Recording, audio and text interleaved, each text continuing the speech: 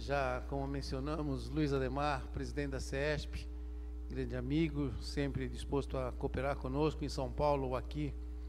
Eric Castelheiro, Luiz Ademar é comentarista do Esporte TV. Eric Castelheiro, vice-presidente da CESP, presidente da CESP, vice-presidente da TV Gazeta e Gazeta Esportiva.net, correto?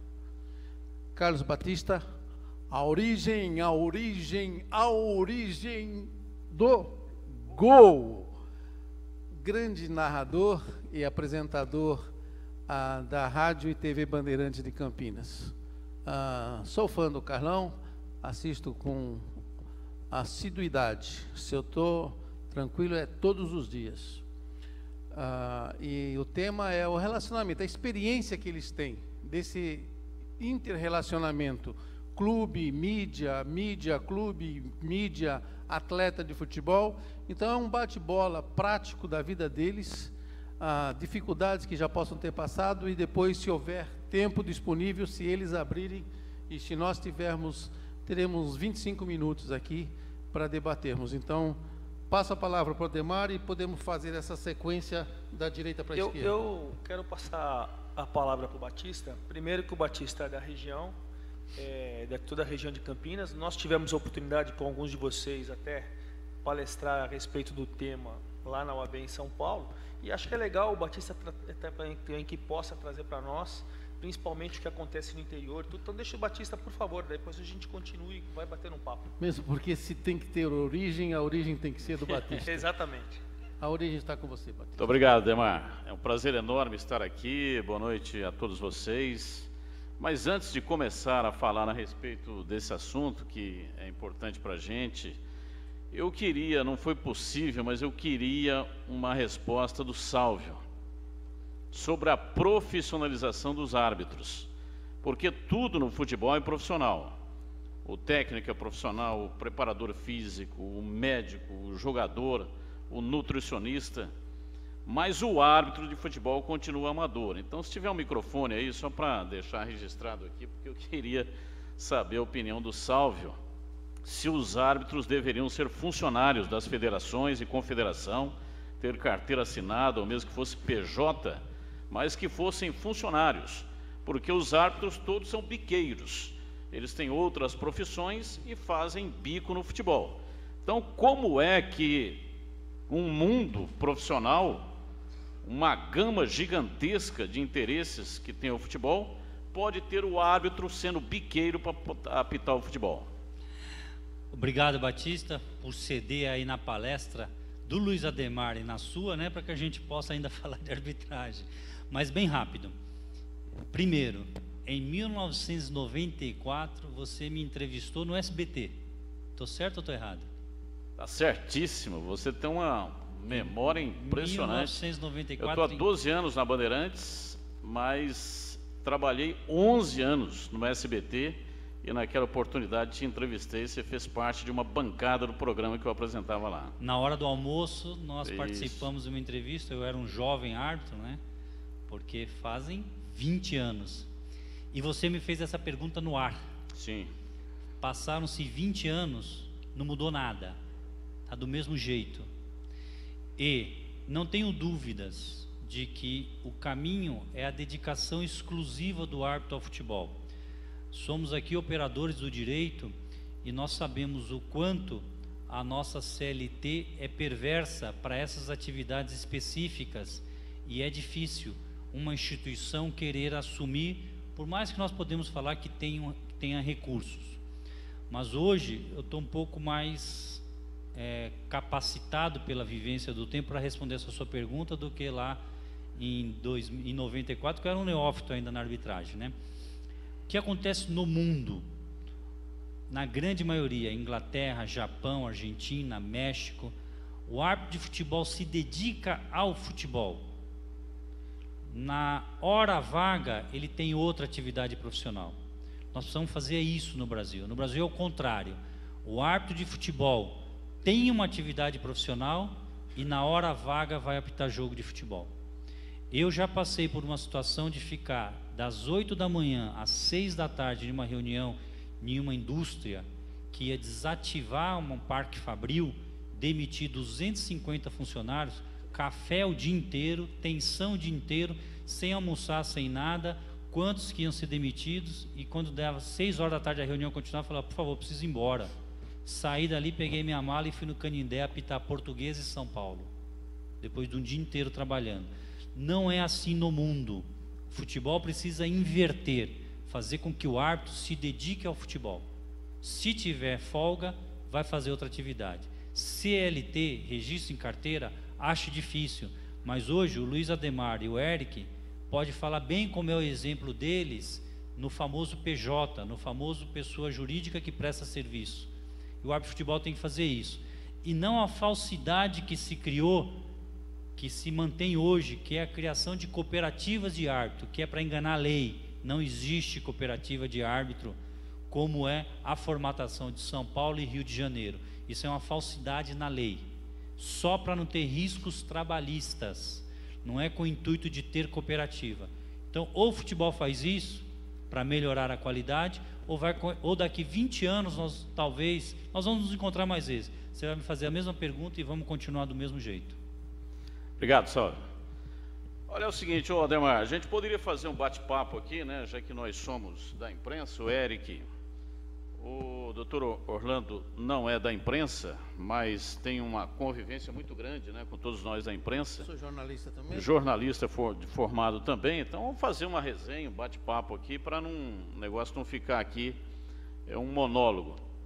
Rapidamente, só falando da parte da imprensa aqui na região interior, né, eu estou há 30 anos em Campinas, fazendo futebol, transmissão, programa esportivo em rádio, em televisão, e é impressionante como é um pé de guerra entre imprensa, clube e jogador de futebol.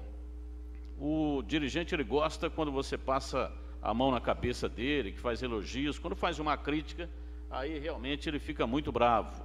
O jogador de futebol é a mesma coisa. Quando ele faz um golaço, você elogia, mostra a narração do gol, mostra o gol na televisão, é uma festa. Aí o dia que ele perde um gol lá, que ele vai mal, aí você faz uma crítica e aí o cara não vai no programa, fica mandando recadinho. Então é um pé de guerra.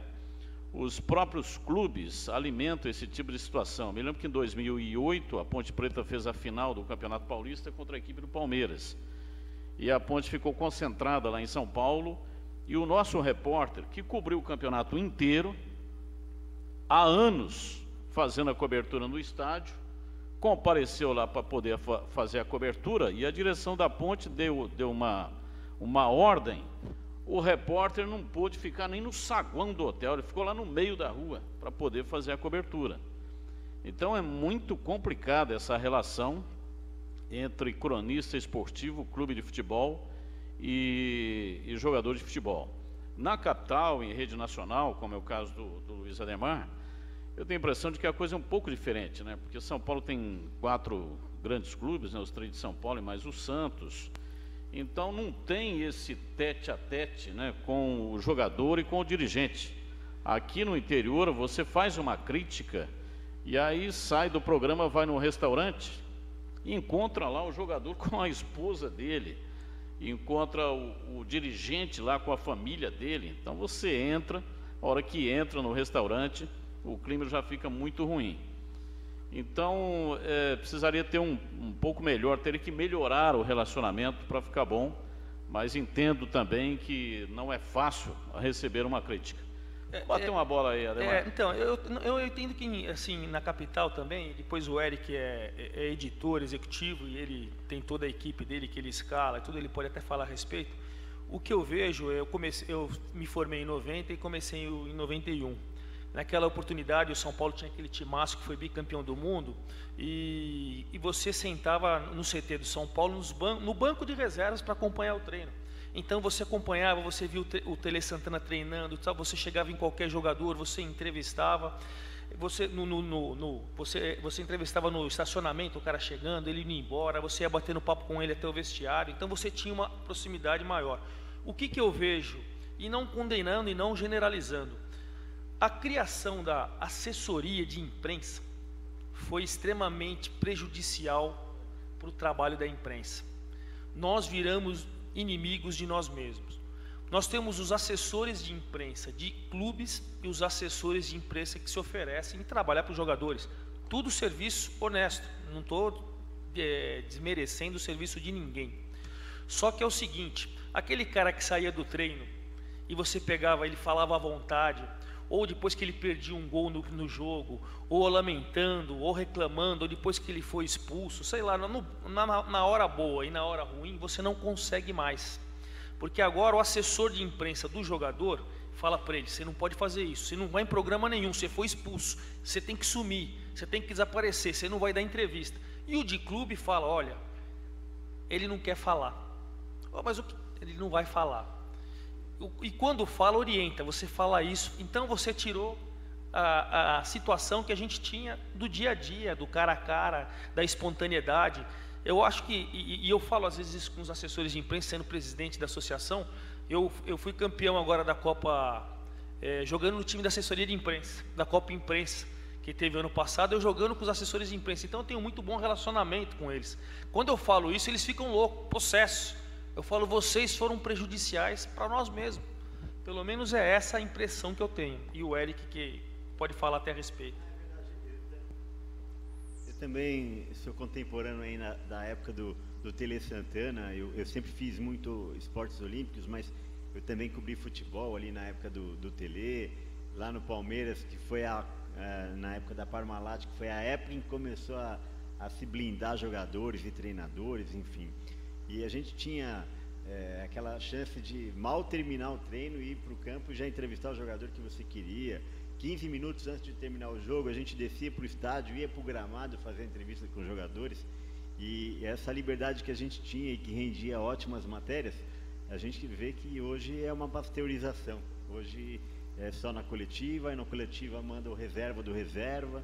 E, de qualquer forma, a gente tem que preencher o espaço na rádio, na televisão, no jornal e na internet. Nosso trabalho tem que continuar. A gente tem que... não tem nada mais chato do que a entrevista coletiva, né? Entrevista coletiva. É uma formalidade ridícula que a você famosa não consegue aproveitar de nada. Improdutiva, né? Mas porque às vezes o repórter tem que fazer, ele faz uma pergunta e depois, em cima da resposta, tem que fazer mais 2 ou 3 perguntas para completar um raciocínio. Aí, para quem não sabe, mas entrevista coletiva, cada repórter faz uma pergunta para ter um rodízio.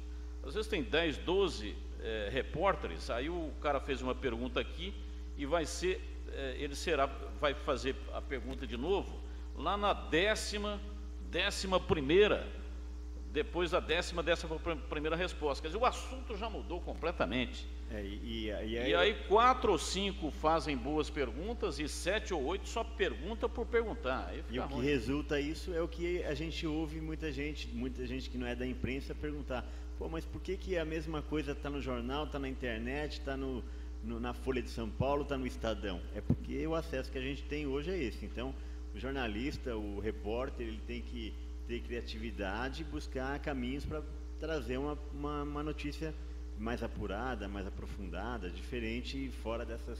O que eu vejo, não sei se vocês têm a mesma impressão, é que nós viramos inimigos. Se o time ganha, você elogia, jogou bem, nossa, você da torcida, dos jogadores, do dirigente, nós somos os maiorais. Quando o time perde, que faz uma crítica que ele jogou mal, ou que fez alguma coisa, eu tenho um exemplo bem claro disso, acho que eu já comentei com o Eric.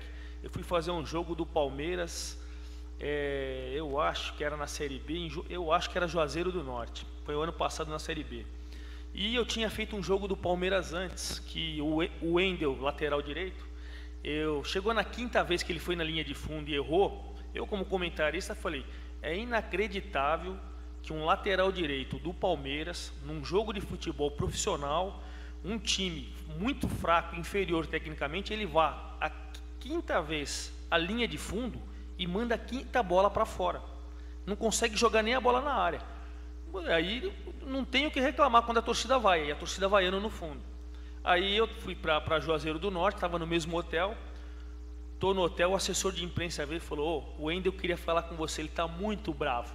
Falei: mesmo? Pode mandar falar, pô, tô aqui no café da manhã. Aí ele falou: pô, você sabia que eu tenho família? Eu falei assim para ele assim: amigo, não sei nem se eu posso te chamar amigo. E eu também tenho, e daí? Pô, mas você falou que eu fui 5 vezes na linha de fundo, você acha que minha esposa vai falar o quê? Eu falei para ele, e daí?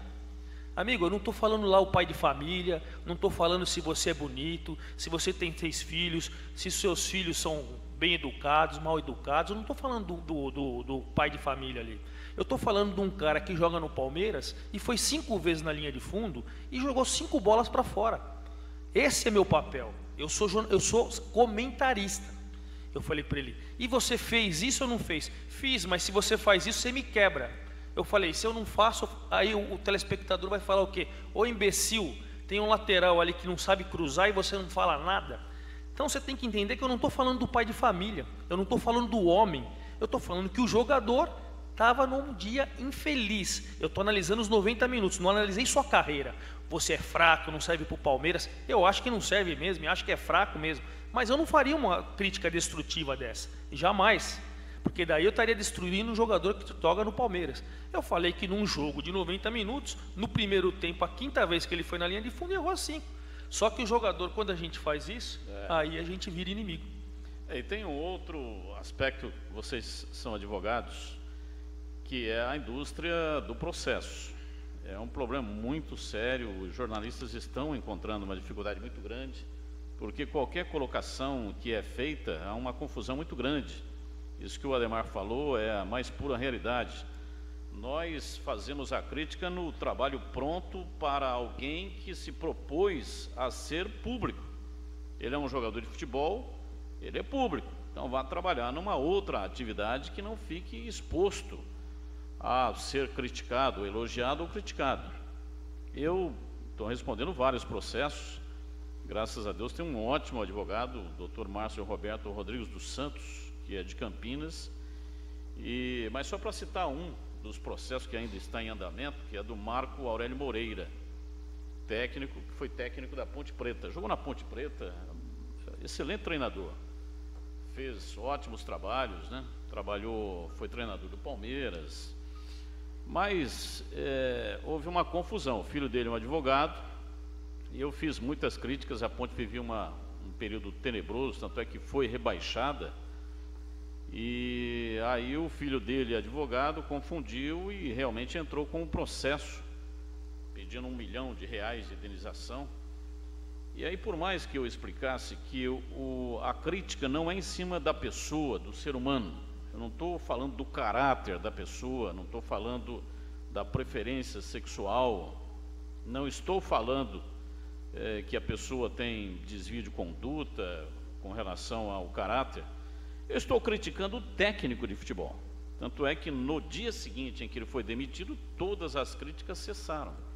Mas não há uma compreensão nisso. Então, o familiar, que era advogado, se ficou magoado, chateado com as críticas, e aí moveu o processo. Quer dizer, isso é um dos, né? Só estou falando aqui um caso. Então, fica muito difícil para que o cronista, o radialista, aquele que trabalha na televisão, fazer uma crítica, porque ele se sente no direito, aquele que foi criticado, de entrar com o processo contra danos morais, e vai ser muito difícil. Você tem que ter um ótimo advogado para poder se livrar aí na sequência do processo, né? Você nunca sabe o que pode acontecer, mas você pode ter uma perda financeira bastante significativa. Isso eu acho que é inerente à profissão, e a gente tem uma função social muito importante. Afinal, a gente pode tornar uma pessoa um ídolo do esporte, como também pode transformá-lo e é uma responsabilidade muito grande. A gente viveu uma situação bem parecida em São Paulo, e não foi só com um jornalista, mas com vários. Teve aquele episódio do Luiz Felipe Scolari em outubro de 2010, voltando de um jogo lá de Minas Gerais, acabou ofendendo jornalistas, chamando de palhaço, e aí houve uma confusão generalizada. A assessoria de imprensa nos chamou, a assessoria de imprensa do Filipão nos chamou para a gente fazer uma conciliação, enfim.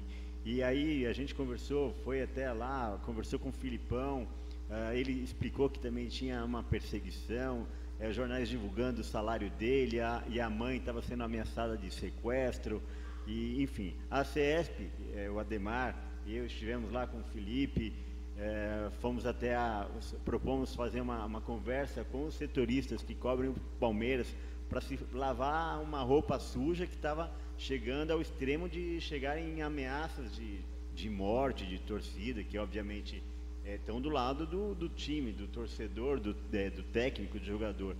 E foi um episódio bem delicado ali, a gente conseguiu contornar através da CESP. O Ademar lembra bem, né, Ademar? Aliás, eu quero fazer um agradecimento, ainda não tive a oportunidade de fazê-lo, mas ao Luiz Ademar, que como presidente da CESP se deslocou de São Paulo, fez algumas reuniões, tivemos uma reunião em Campinas, na Câmara Municipal, nós estamos aqui na Câmara de Valinhos, e me lembrei desse fato, estivemos na Câmara Municipal de Campinas e o Luiz Ademar tentando negociar uma situação que aconteceu com a Bandeirantes.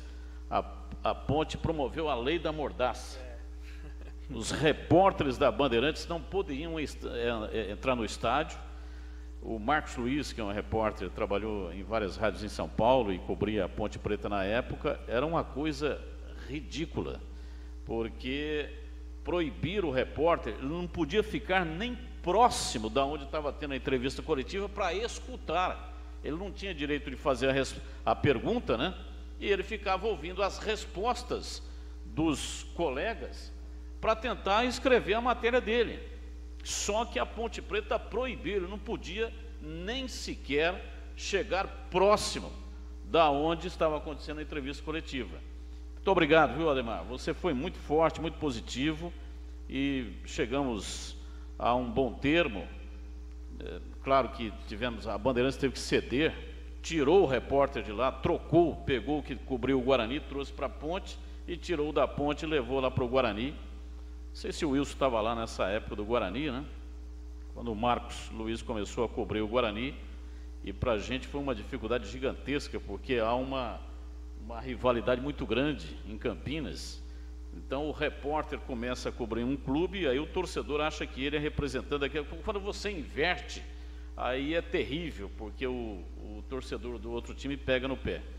Mas parabéns pela sua conduta, pela sua atitude como representante da imprensa, mas você simplesmente poderia na sua mesa, lá na CESP, de lá tentar administrar, não. Você saiu de lá e veio pessoalmente para resolver o problema em Campinas. Pouca gente sabe, a Associação dos Cronistas Esportivos de São Paulo, ela nada mais é, infelizmente, do que uma associação de credenciamento. A gente tem que fazer o credenciamento, ter a documentação de todo mundo lá, e aí a Federação Paulista que fiscaliza dentro dos estádios. Quando eu fui eleito, ou na verdade me chamaram, eu era da diretoria anterior do Capriotti, e eles desistiram lá de continuar, eu peguei e chamei o Eric e falei assim, eu queria fazer algo diferente. Eu nem posso fazer essas coisas, mas eu queria sair do gabinete e poder fazer alguma coisa. Colocar alguém, que nós colocamos a Ana Maria nos principais jogos, para ser o representante da CESP lá, e trazer com relatórios, ou mesmo com telefonemas, todos os problemas que acontecem nos estádios. Foi assim até que nós conseguimos mudar as cabines na Ponte Preta, aqui em Campinas. Eu cheguei até ir ao TJD e ameacei a Ponte Preta e pedi a ajuda do presidente da federação para poder tirar a nossa cabine ali, principalmente era próxima de vocês, de todos nós ali, era muito difícil trabalhar na Ponte Preta.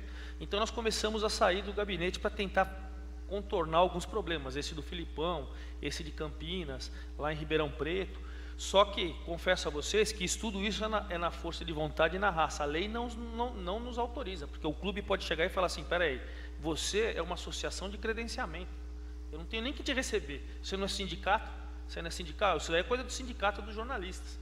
Mas a gente está tentando, pelo menos nesse período, tentando resolver alguns problemas, conversamos com os assessores de imprensa da Ponte, o Dr. Tagino, que é do departamento jurídico, converso muito com ele. Eu me lembro até que você me disse isso, né, numa das conversas, porque a Ponte era assim, no dia do jogo, o Marcos Luiz podia entrar, ele cobria o jogo, exatamente, porque era um evento público, mas no dia a dia ele não podia entrar porque a Ponte é privada, é uma entidade privada, ela pode e ela tem condições de vetar quem entra nas dependências dela. Mas aí eu aprendi, como se fosse a casa dela. Então você disse, não temos condição de fazer nada, porque o credenciamento é para o dia do jogo, né? Aos pouquinhos eu fui aprendendo que se você vai buscando as autoridades, né? Nós nos aproximamos muito do presidente da federação, dos presidente da CBF, para tentar alguma coisa, né? Tentar ajudar principalmente a imprensa. Até como disse o Sálvio, nós tivemos na CBF para falar do regulamento geral das competições do ano passado, para colocar a imprensa lá. Com essa participação dos 30 repórteres, na verdade era uma determinação, eu trabalho lá, mas era uma determinação da Globo, que queria só 12, não queria nenhum, depois queriam 12, depois eles aumentariam para 16. Nós pedimos 40 e conseguimos 30. É um número que a gente vê, eu fui acompanhar São Paulo e Cruzeiro no estádio e vi que tinha 23 rádios lá. E claro, se você precisar um pouco mais de um jogo específico, a gente vai conseguir. Mas aí a gente começou a sair do gabinete justamente para isso, para tentar trabalhar a parte da imprensa, para tentar colocar no regulamento geral que os clubes também precisam nos dar tranquilidade e locais adequados para a gente trabalhar, e aos pouquinhos nós vamos incluindo até no regulamento, tanto essa parceria da imprensa para melhorar com os clubes. A gente tem ido a clubes, tem falado com assessorias de imprensa, tem conversado com assessores de jogador, eu faço muito isso, e acho que a gente está num caminho. Claro que é pouco, a CESP, você vê, uma associação infelizmente que é do estado de São Paulo, a gente fica na capital, como que eu vou conseguir no estado de São Paulo, com tantos clubes, poder ajudar todo mundo? A gente procura, vamos supor, no Campeonato Paulista, na primeira, segunda divisão, vai jogar um Botafogo de Ribeirão Preto e Corinthians, a gente manda a nossa assessora para Ribeirão Preto, vem jogar aqui Ponte Preta e Santos, a gente manda para cá, sempre o principal jogo, a gente tenta ajudar. Mas é uma situação meio difícil que a gente procura ficar atento da melhor maneira possível. Somos uns 20 diretores, presidente, vice-presidente, temos ao todo uns 20 pessoas, mas e ninguém tem salário por isso, ninguém tem ajuda de custo, ninguém nada, é tudo na raça. E na verdade, quem comanda a CESP sou eu e o Eric, somos só 4 mãos. O Salve, que fez curso lá com a gente, faz curso com a gente em arbitragem, sabe? A gente procura tentar ajudar, adequar, mas tirando o presidente e o vice-presidente, nem todo mundo pode aparecer lá uma vez por semana, por exemplo. Mas a gente vai, na medida do possível, tentando melhorar, principalmente nesse relacionamento clubes, jornalistas e jogadores. Só completando, a gente é de São Paulo, mas a gente tem participado de uma forma mais abrangente. Como o Luiz Ademar falou, a gente está saindo da cadeira do escritório e indo para a luta, né? E a gente acabou fundando a Associação dos Cronistas Esportivos do Brasil, em parceria com a Federação do Rio de Janeiro, da Bahia, Rio Grande do Norte, Rio Grande do Sul, Minas Gerais, Amazonas, para justamente o nosso trabalho é de credenciamento para se entrar em estádio e em eventos esportivos, mas a gente sabe a importância que a gente tem de, enfim, discutir as nossas questões de trabalho, o que a gente pode fazer para facilitar. A cada vez está mais difícil, e se a gente não tem representatividade, claro que fica mais difícil ainda. Então essa associação ela nasceu forte, com grandes federações, e a gente já tem percebido a importância dela, porque não é qualquer associação que tem as portas abertas pelo Marco Polo Deonero e pelo presidente Marim, para realmente discutir o que a gente precisa e para colocar no regulamento das competições as nossas necessidades de trabalho. Então, a gente tem procurado fazer o máximo lá, até com o maior respeito à justiça, à Ordem dos Advogados do Brasil. A gente tem feito eventos com Orlando, lá na OAB em São Paulo, levamos lá o Dr. Jean Nicolau, que aliás é até colunista lá blogueiro na Gazeta Esportiva, deu um curso bastante interessante para a gente. Está nos planos a gente continuar fazendo essas parcerias. Então é até um orgulho e uma honra muito grande estar conversando com os amigos advogados aqui nessa casa tão importante. Bom, Ademar, devido ao adiantado da hora, a gente poderia aproveitar e abrir para perguntas, claro, né? Se o Eric e você concordarem. E eu agradeço principalmente essa parceria. A gente tem a parceria, o Orlando trouxe a OAB para fazer parceria com a CESP. Nós temos algumas faculdades que vieram também para a gente poder, tanto lá na CESP quanto fora. A gente tem feito palestras, seminários. Nós estamos tentando sair dos gabinetes para poder ajudar a imprensa. Então, é lógico que é uma coisa gradativa, é uma coisa até pioneira. Nós estamos tentando mudar a mentalidade na própria CESP, e aos pouquinhos a gente vai conseguindo melhorias. É gradativa, é pequena, mas pode ter certeza que a gente está batalhando para poder melhorar esse relacionamento com todo mundo. Ô Ademar, chamar de Ademar, né? Pode ser, Claro, né? claro.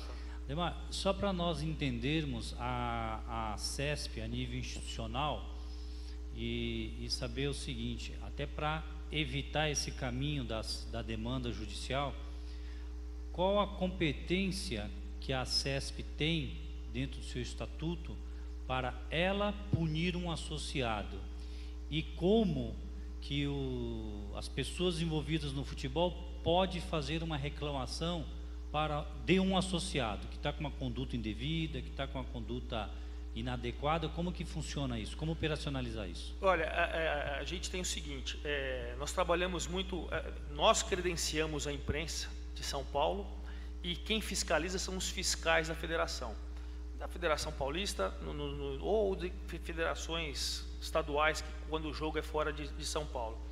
E quando tem alguma conduta, quando tem algum problema, nós recebemos um relatório.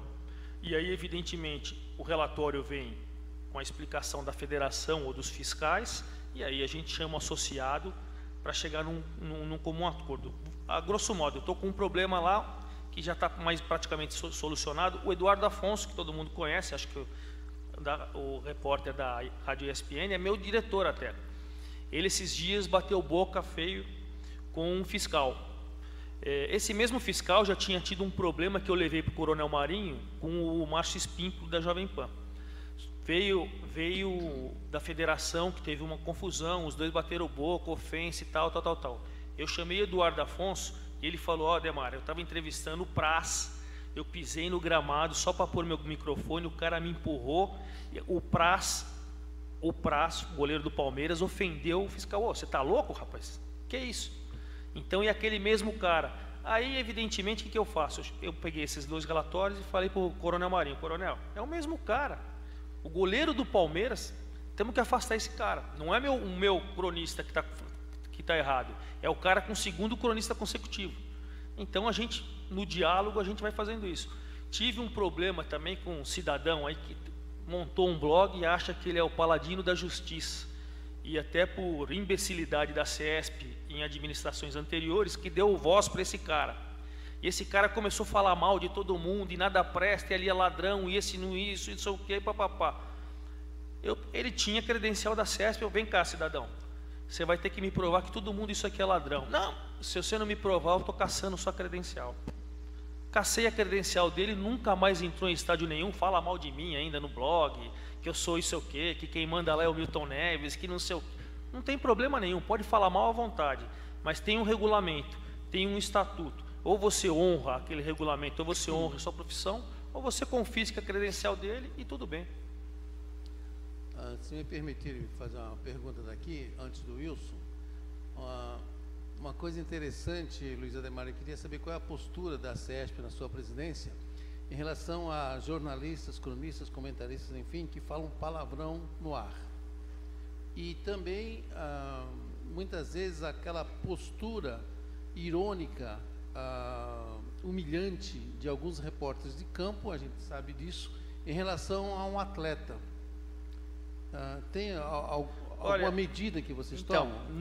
Eu não tenho, eu quero que vocês entendam o seguinte: eu não tenho poder de sindicato. Perdão, então, deixa eu falar, porque tem muita gente... converso muito com a nossa categoria. Eu já conversei, já tive no Palmeiras falando: cara, você é setorista do Palmeiras e você vai no seu blog e fala que aqui é uma pocilga. Pô, você acha que isso aí é uma conduta? Eu não posso fazer nada por ele, porque eu não sou patrão dele. E mas não há uma orientação da CESP? Não, eu não assim, um código de ética? Não temos. Não tem nada que eu possa chegar para o Batista e falar: Batista, se você continuar com essa conduta, eu vou tomar... Eu não tenho estatutariamente, eu sou um credenciamento, e se houver, vamos supor, se a pessoa ofendida vem à CESP, faça um comunicado, faça uma carta, e aí eu posso até tentar conversar com a empresa e com o jornalista, mas dentro do meu estatuto não tem nada que reze o cara que é irônico, o cara que é agressivo, o cara que fala palavrão. Então, isso é uma coisa que, para a Associação dos Cronistas Esportivos, às vezes as pessoas não entendem. Isso daí, eu recebo, principalmente pelo Twitter, aquele cidadão não tem condições, olha as perguntas que ele faz. Gente, eu não sou censor. Isso é a própria empresa dele que tem que fazer. Até se o Ademar me permite, eu te dou exemplo. Os jornais, as TVs, enfim, os meios de comunicação, cada veículo tem a sua linha editorial. Então tem aqueles que são mais conservadores, os mais arrojados, os mais populares. Cada um vai na sua linha, na sua pegada. E isso não é só no esporte, né? Claro. Na política, a gente teve agora a cobertura das eleições e os partidos já falam: eu não vou dar entrevista, não vou dar microfone para o CQC, para o Pânico, né? Porque eles têm aquela linha de gozação, de tirar sarro, de usar palavrão e essas coisas. Então, aí é democracia. Apesar que eu não estou falando desses programas, estou falando de jornalista esportivo. Mas mesmo. É que eles, inclusive, participam de eventos nossos, eles já foram censurados por clubes e pela assessoria de imprensa. A ACESP é uma intermediadora e a atividade dela é de credenciamento. Eu credencio você para trabalhar porque você é vinculado a uma empresa de comunicação. Você depende da credencial para entrar no estádio para fazer uma cobertura de jogo.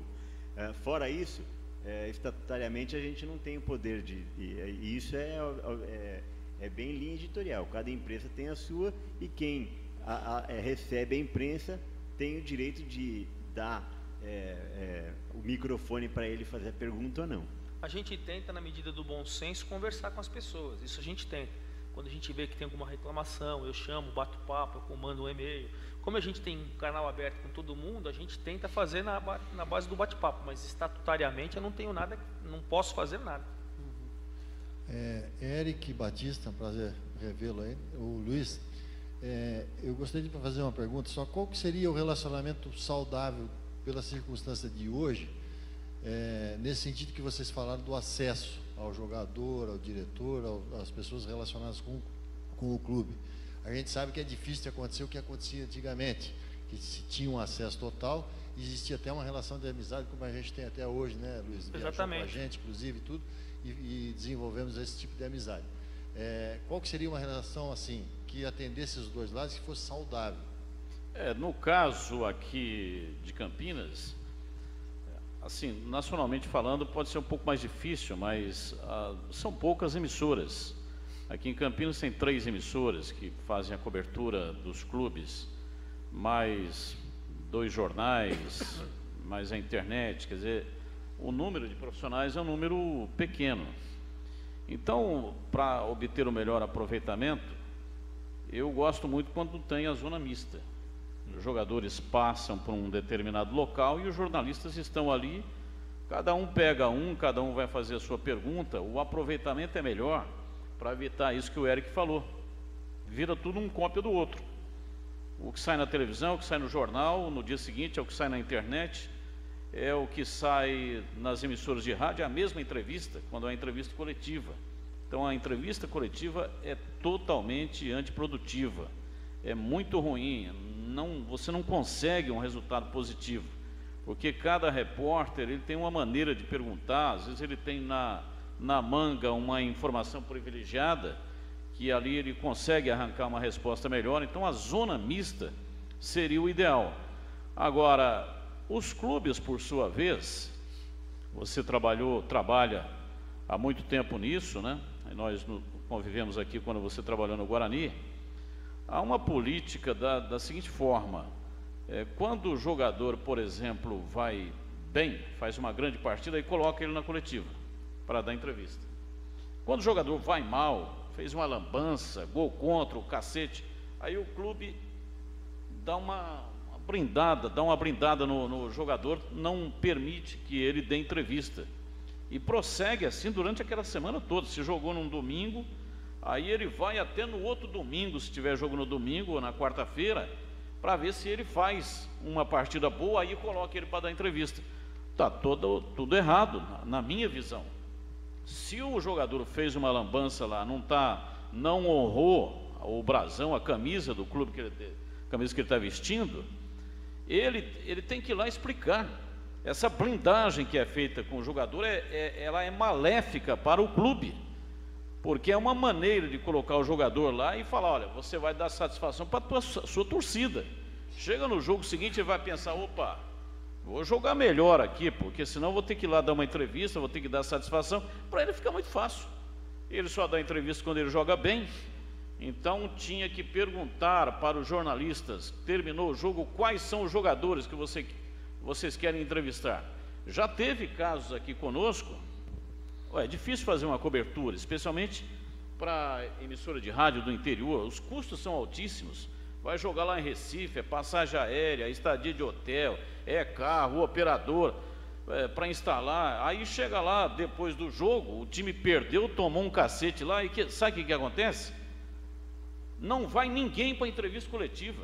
Aí fica o repórter lá com cara de bobo, o ouvinte da emissora de rádio que está lá, que fez um grande investimento, não consegue entrevistar ninguém porque o clube não colocou ninguém para entrevistar, porque o clube perdeu a partida.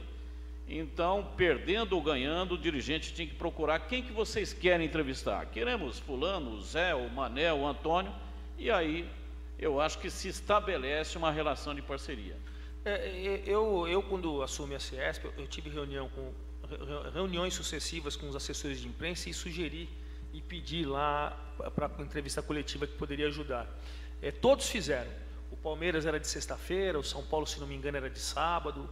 Só que aí vem aquela situação, né? Eles falavam o seguinte para mim, eu lembro até o assessor de imprensa, Ademar, todo mundo vai só no Valdívia, cara, os outros se sentem humilhados. Eles passam todos aqui, eles saem só por esse portão. Aí toda vez que tem a coletiva, só procura o Valdívia ou o Marcos. O resto fica humilhado. Por que eu vou passar lá se ninguém quer ver minha cara? Faz um pouco de sentido, pode ser, mas pô, por que você vai se sentir humilhado se você tem seu contrato de direito de imagem? O cara pode não querer falar com você, mas você passou por ali que você estava à disposição deles. Tudo bem. Então vamos fazer o seguinte, deixa a imprensa escolher. Mas aí o Rogério Ceni fala só a cada 15 dias, fala sempre depois dos jogos, mas na coletiva a cada 15 dias. Pô, os caras queriam falar mais com eles. O Valdívia é a mesma coisa. Então, para você encontrar hoje em dia esse ponto de equilíbrio é muito difícil. Eu entendo e falei para os assessores, se eu trabalhasse num clube, é o seguinte, deixa os caras saírem, cara. Deixa a imprensa abordá-los. Eu não quero falar hoje. É um direito do jogador. Mas deixa eles, ou não vocês, eles vão sair por ali. Não, acerta com o clube, com a diretoria, vai sempre sair por aqui. E todos os clubes dá para você sair num lugar onde vai estar a imprensa. E fica à disposição da imprensa. Se ele não quer falar, se ele vai falar a cada 15 dias, ele vai passar lá e ele vai falar. E eu não vou falar. Eu acho que esse que era o caminho. Você colocar um local onde todos os jogadores tinham que passar por ali e deixar eles se manifestarem, querendo falar ou não. Wilson, é o que eles falaram. Eu só complemento até fazendo o papel do diabo aqui, né? Na época que a gente entrava em campo, em final de treino, antes do treino acabar, acontecia muito isso. Cada jornalista já corria para pegar o seu entrevistado e fazer sua materinha, sua entrevista exclusiva ali. A gente está falando de uma época em que tinha 10, 15 repórteres, se tinha isso, né? Hoje você vai no fim de treino desses times lá da capital, parece que sei lá, uma final de campeonato. É muita gente cobrindo. Então, eu entendo que realmente a gente viveu uma época em que só tinha jornal. Hoje tem jornal, tem rádio, tem TV, tem internet, e um monte de portal, e um monte de site, e um monte de blogueiro, enfim. A situação ficou mais complicada. De qualquer forma, tem que se organizar isso. Do jeito que está, não está bom. Como a gente sabe que não é uma briga fácil de ser vencida, o jornalista tem que colocar em prática o que ele tem de arsenal. O que é? O jornalista ele tem que estar bem informado, ele tem que ter um respeito de pedir uma entrevista exclusiva e ser aceito, tem que trabalhar com matérias diferentes, de tentar sair dessa pasteurização, enfim. O espaço dele no jornal vai estar lá, o espaço dele na rádio também, na TV é a mesma coisa, na internet. Então ele tem que dar conta do recado dele. Então acho que a gente tem que saber driblar essas dificuldades. Pois não? No meu ponto de vista, eu tive uma impressão que, não sei se é a palavra correta, com todo respeito, que a imprensa foi um pouco omissa no sentido de responsabilizar o ex-presidente da CBF. E aí o Carlos comentou que há perseguição também na nossa profissão, quando enfrentamos autoridade, pessoas que têm o poder de mando, acaba ficando às vezes até um negócio pessoal. Houve isso em algum ponto? Olha, esse é um problema muito sério, né? Tem alguns jornalistas que fazem a linha investigativa, mas é difícil você mexer com poderosos, porque tem a liberdade de imprensa, mas a liberdade de imprensa ela vai até a página 2. Existem inúmeros interesses, já tivemos inúmeros casos, né, de jornalistas que foram demitidos. Então a gente luta, né? O Ademar está aqui, vem lutando ao longo de todos esses anos para que todos possam ter a liberdade, mas há uma dificuldade. Na Bandeirantes a gente tem total liberdade para poder falar o que quiser, mas todos têm a responsabilidade de se autocensurar, devido às consequências que são muito graves. Tem um Cajuru lá que tem 109 processos, lá sei lá quantos processos ele tem, mas o cara não tem família, o cara não tem nada no nome dele, sabe? É um negócio terrível. Então ele fala, também não consegue provar coisa alguma. Então é muito preocupante esse aspecto. O futebol está na mão de poderosos. E é uma sucessão, sai um, entra outro, não muda nada, e continua e vai para cada vez para pior. Então, se não tiver dentro dessa situação um bom relacionamento, você não consegue trabalhar.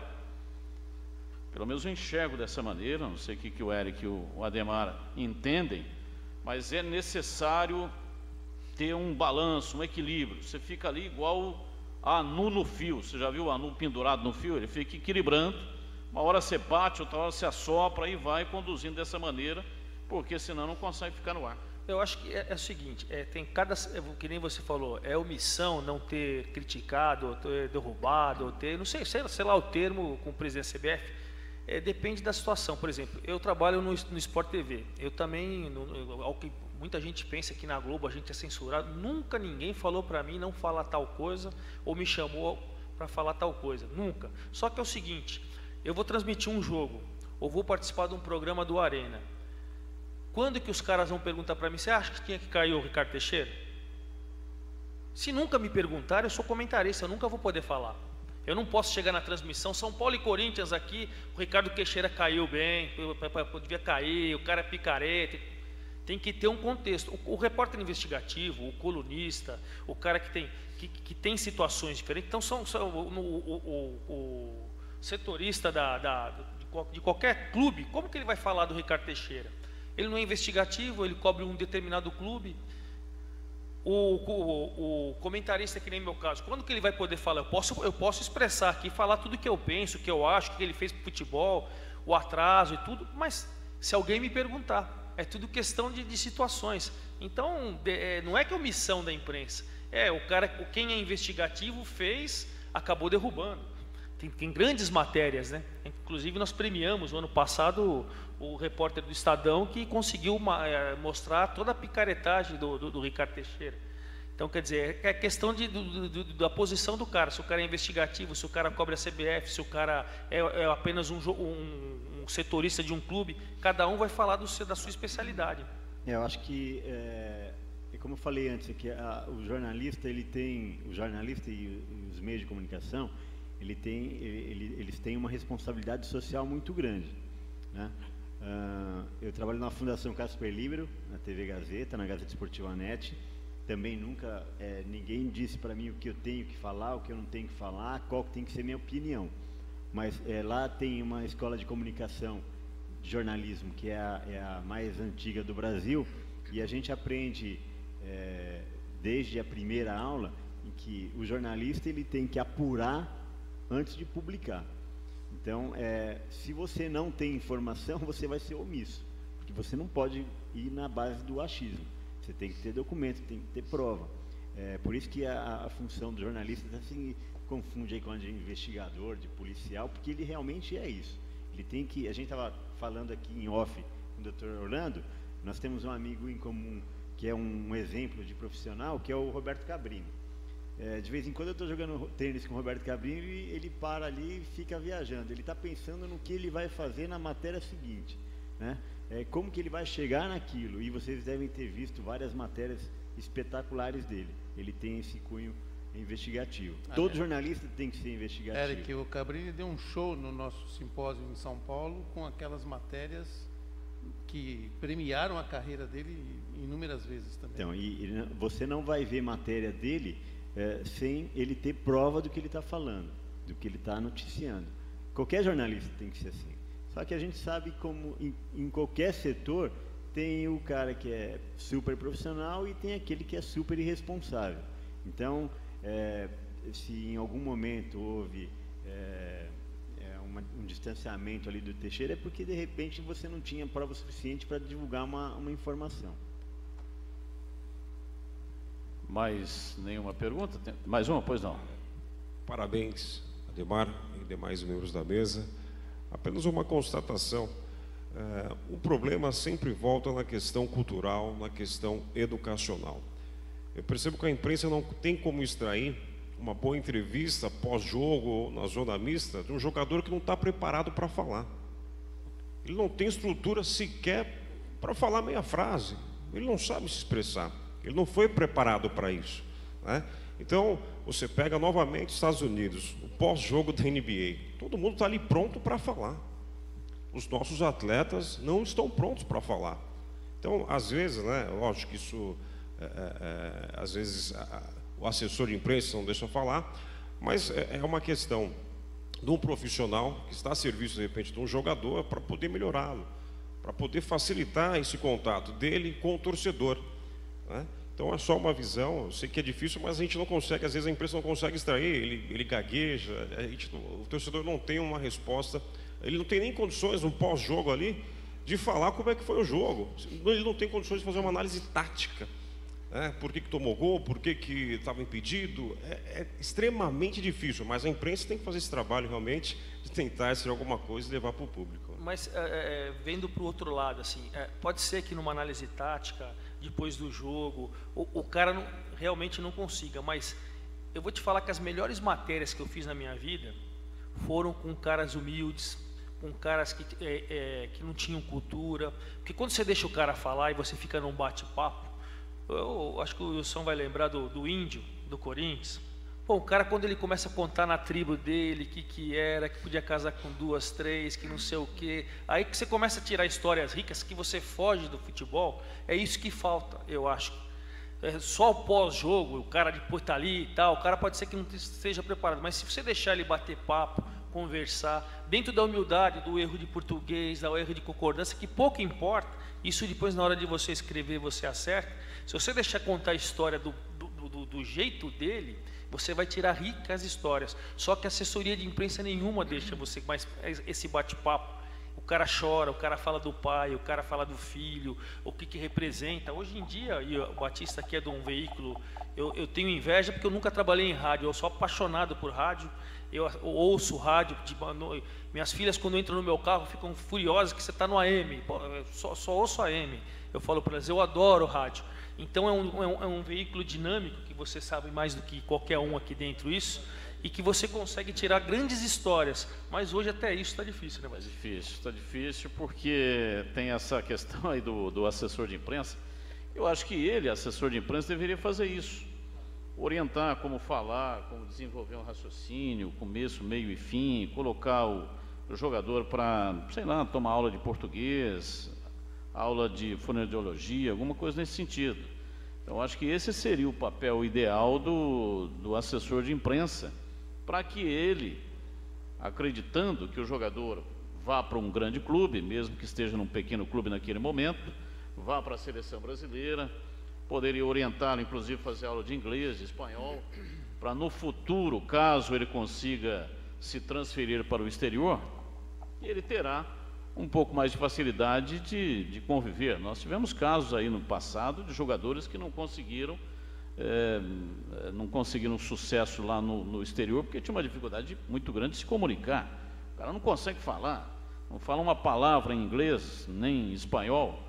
Então, o assessor de imprensa, ele está muito mais preocupado em cercear o trabalho da imprensa, vetar esse ou vetar aquele, do que orientar o cliente dele, porque o jogador é o cliente dele, deveria cuidar do cliente, né? Vamos combinar que o assessor de imprensa também é contratado do clube.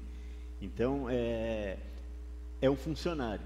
Eu acho que eles tinham que se entender, porque o assessor de imprensa, eu acho que ele deveria ter o papel de preparar a equipe para lidar, para falar com a imprensa. E é o contrário, eles existem para blindar, né? Então, assim, o Ademar deu um exemplo aí, eu lembrei do outro, do Ataliba. O Ataliba era gago e mal conseguia falar, né, para a entrevista, mas ele foi personagem de inúmeras matérias muito legais, né? Tô falando o Amaral, de um exemplo, do Caixão, né? Estou falando de um exemplo lá de trás, mas a gente tem vários jogadores que são pessoas simples, humildes, que não sabem falar direito, mas que são personagens riquíssimos, né? E em vez de os clubes aproveitarem isso, eles fazem o contrário. Enfim, eu acho que a gente tem esse problema, que a gente até volta no que foi debatido, que foi falado hoje aqui, problema cultural. Demos exemplos aí dos Estados Unidos, como eles fazem tão bem esse papel. A gente tem uma distância muito grande para chegar nisso. Não sei se um dia a gente chega, né? Mas, enfim, é uma coisa que a gente tem que ir aprendendo e lidando com essa situação também. Muito bem.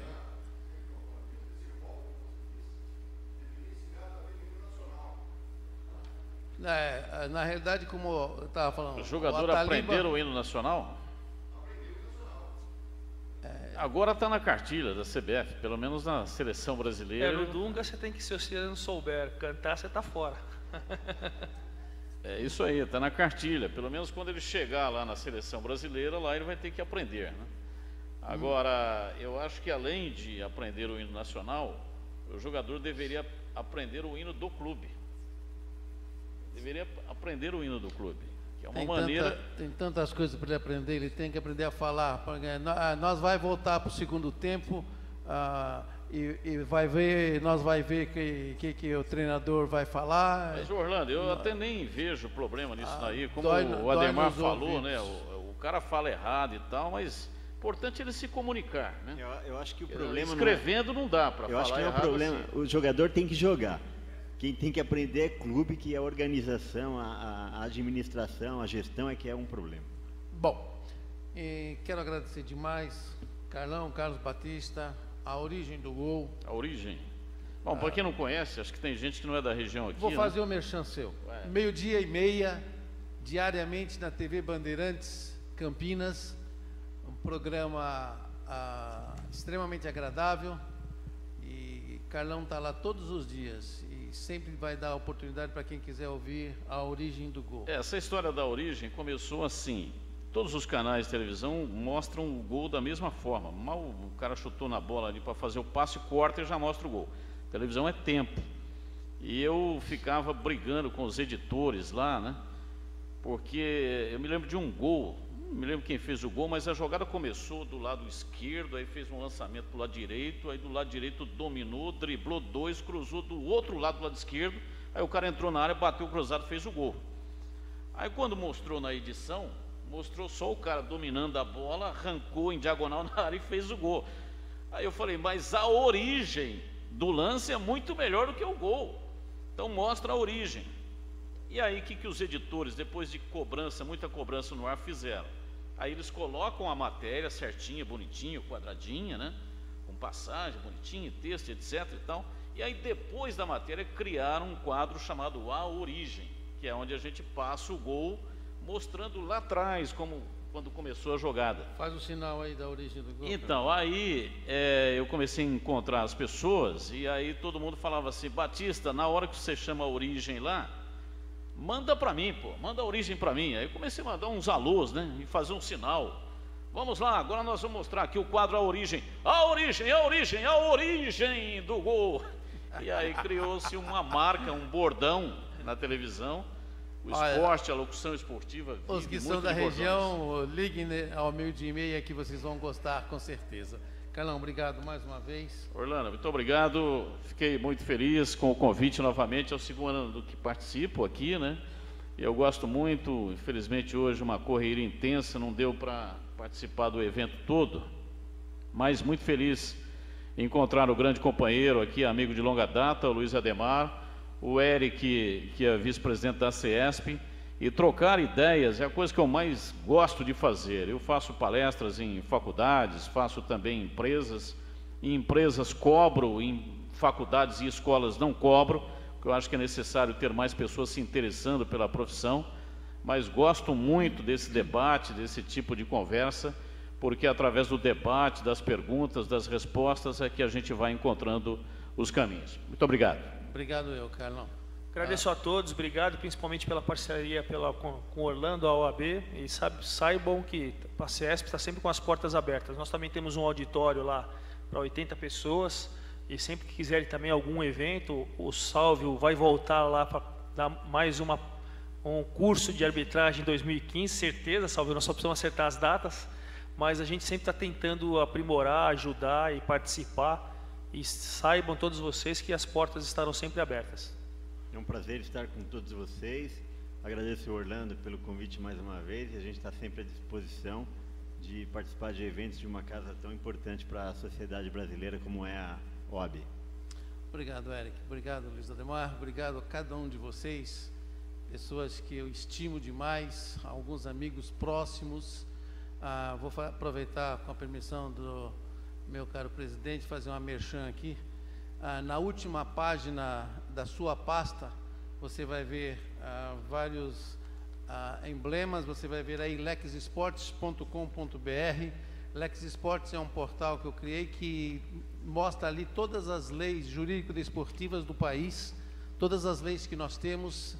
Deem uma visitada, vocês vão gostar. Ali tem uma página com portais desportivos de todos os países da América do Sul, da Europa, todos do Brasil, portal de notícias, portal de blogs. Aliás, eu tenho uma blogueira aqui, doutora Daniela, que está aqui, elas no blog, ela e doutora Tarsila, extremamente competentes naquilo que escrevem. Gostaria que vocês olhassem uma hora para entenderem o que significa isso. Quero mostrar a Rafael, que esteve comigo no início do portal, infelizmente deu uma escapada. Já convidei alguns outros de vocês querendo escreverem um blog nesse portal. É aberto não apenas à área jurídica, não apenas à área jurídico-desportiva, mas esportivamente, apenas esportivamente também. Qualquer um que queira escrever vai ser muito bem aceito. Não paga nada para escrever, também não recebe nada, porque é um portal que não tem ainda nenhum lucro, absolutamente nenhum, só despesa. Então, lexesportes.com.br, aliás, tem tudo que vocês precisam saber, e quando quiserem entrar em contato, vou mais uma vez agradecer.